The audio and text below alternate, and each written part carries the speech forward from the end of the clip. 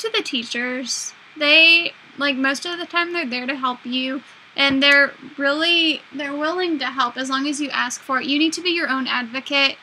Don't, you know, like, don't just leave it to be like, oh, it'll be done, or I'll just sit here till it happens. Just be your own advocate. Speak up for yourself. It's easy, especially with a disability, to be like somebody, like, poor me, I'm disabled, I want everybody to do things for me, I can't. Don't pity yourself. You know, if you want to be treated like a normal person, act like a normal person, because you are a normal person.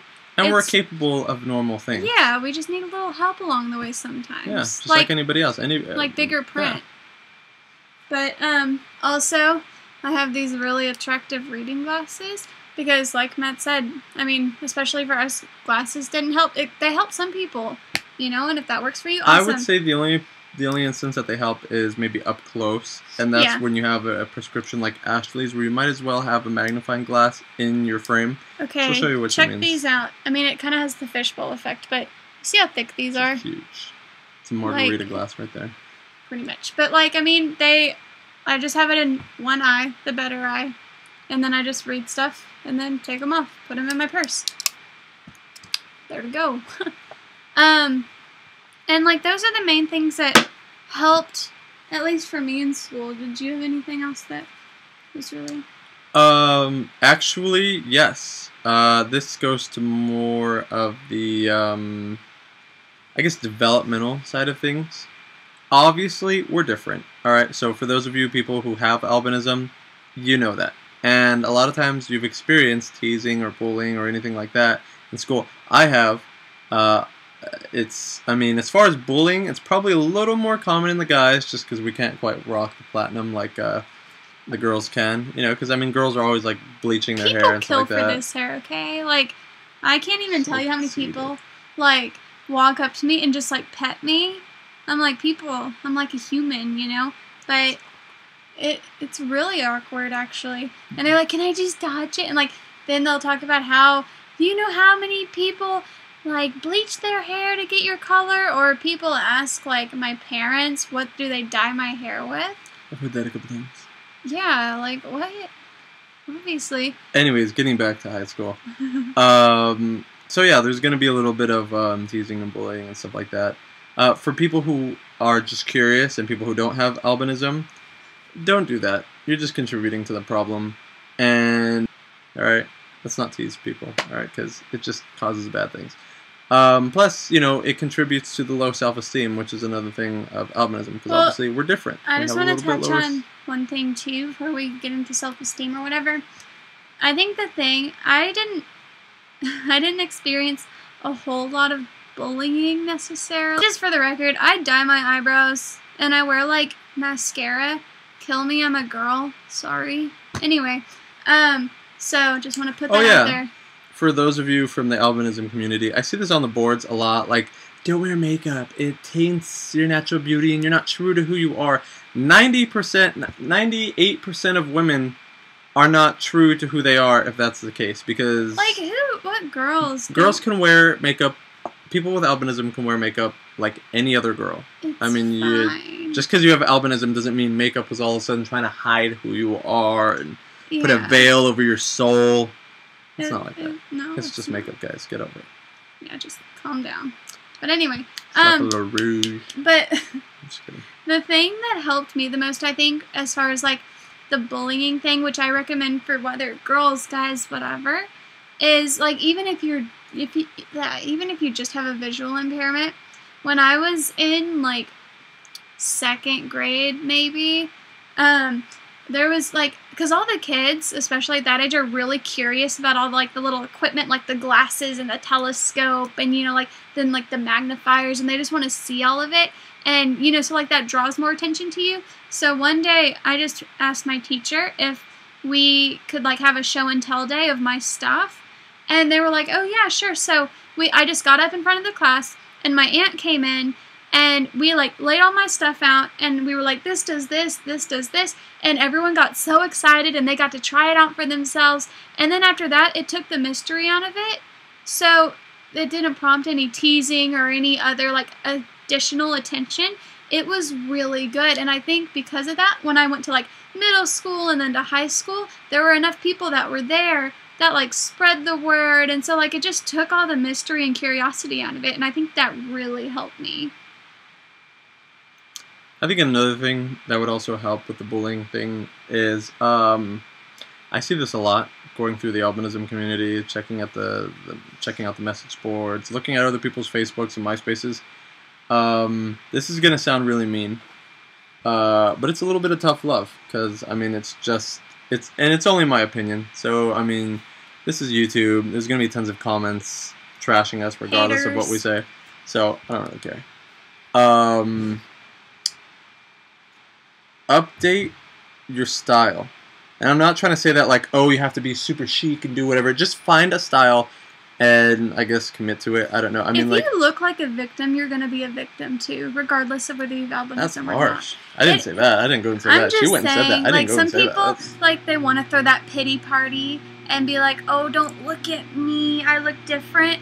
Don't do that. I'm just saying, if you're a girl with albinism, don't just like let it grow out like your little Mowgli child and just like, you know, like with a grudge or something.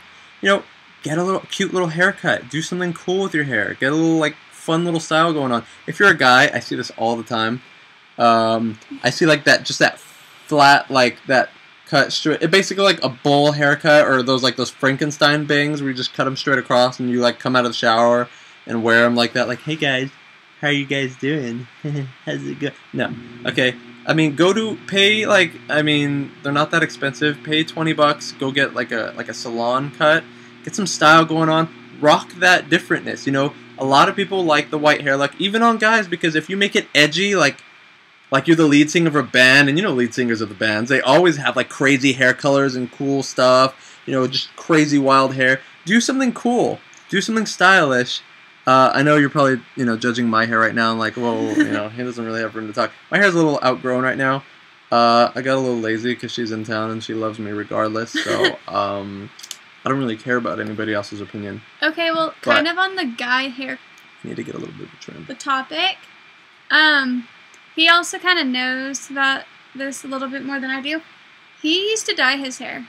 So. We'll show you. We'll show you a prom picture. I actually went to the extent. Now, this is just because I was curious, by the way. I want to add that as a little side note. This is because I was curious, and I thought I would be more attractive with darker hair. It wasn't because I was, I hated who I was.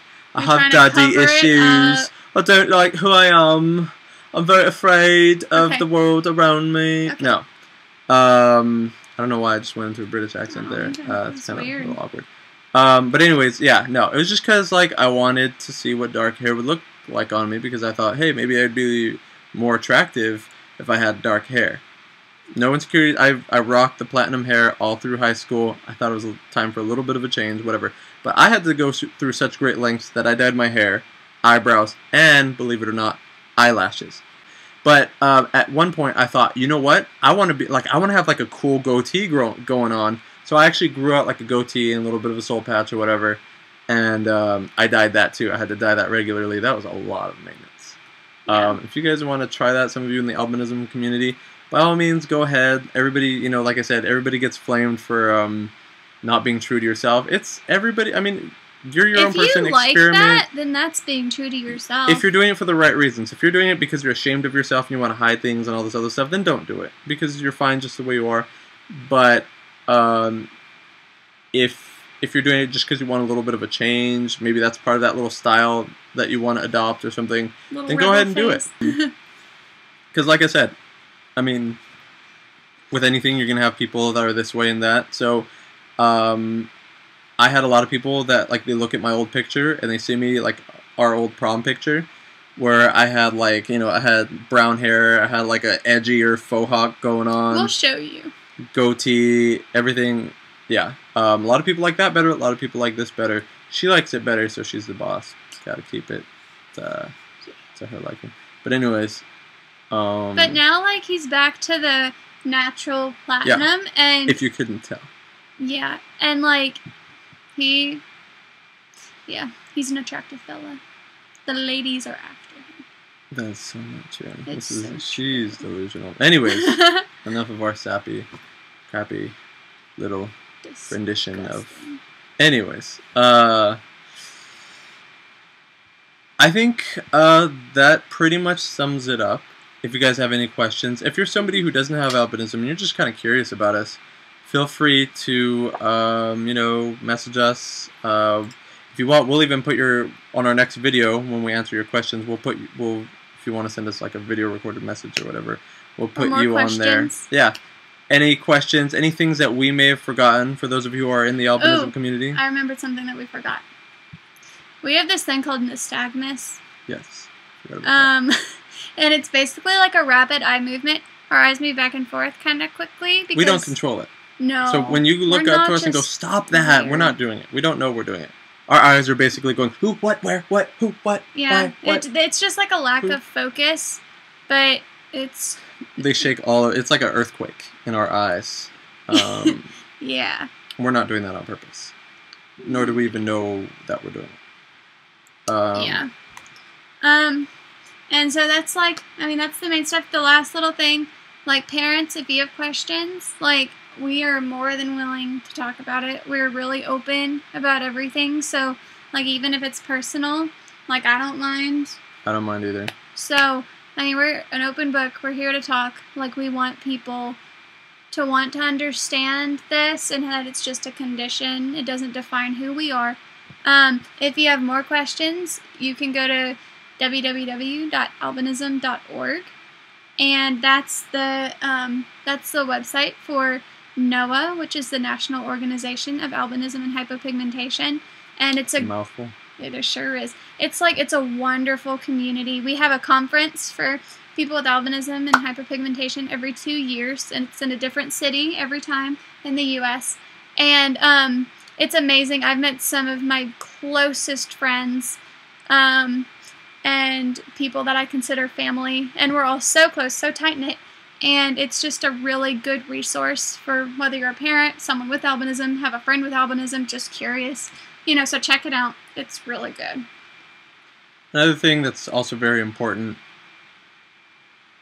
I'm just kidding. I just noticed this. We're both wearing red. That wasn't intentional. We're not trying to be that matchy gross couple. I just noticed it. You're wearing red. I'm wearing red. That was just an a disclaimer. Decision. I picked out my outfit first. I didn't. You're acting like I was trying to I want to be like everyone wants to be like me, actually. Anyways. Just kidding. That's a lie. But yeah, we don't normally do that. Anyways, so yeah, if you guys have any questions, or if you feel like we missed something that we should be talking about, let us know. We won't be offended. Let us know. We'll include you in the next video. And if you're a hater, don't comment. That's dumb. Or do. We don't really care. I don't really care. We'll delete it. She's the one with the passwords and all that stuff. Anyway, she'll check it. I don't really care. Okay. Well, bye, guys. Thanks for watching. Bye. Bye. Look into my eyes and